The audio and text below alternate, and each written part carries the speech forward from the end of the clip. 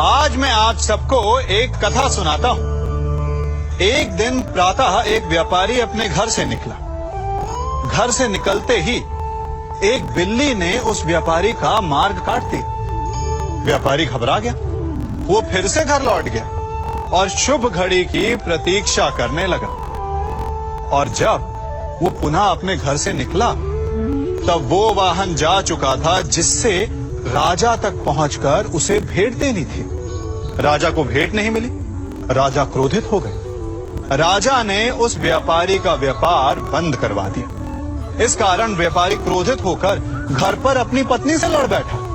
पत्नी अपने बच्चों समेत मैके वापस चली गई और उस व्यापारी के जीवन में यदि कुछ रह गया था तो केवल अंधकार। और इन सब का कारण वो उस बिल्ली को मानता रहा जिसने उसका मार्ग काटा था। ऐसा ही एक दूसरा व्यापारी राजा को भेंट देने निकला और उस व्यापारी का मार्ग भी एक बिल्ली ने काट दिया। वो व्यापारी तनिक घबराया, परंतु उसने आगे बढ़ना अधिक उचित समझा। राजा तक वो समय पर पहुंचा। उसने राजा को भेंट दी। राजा प्रसन्न हुए और राजा ने व्यापारी को अपना व्यापार बढ़ाने की अनुमति दी, स्वर्ण आभूषण दी। जब व्यापारी घर पर पहुंचा तो पत्नी को आभूषण और अपने बच्चों को देने के लिए वस्त्र थे उसके पास। हर ओर प्रसन्नता थी। समझ रहे हैं ना?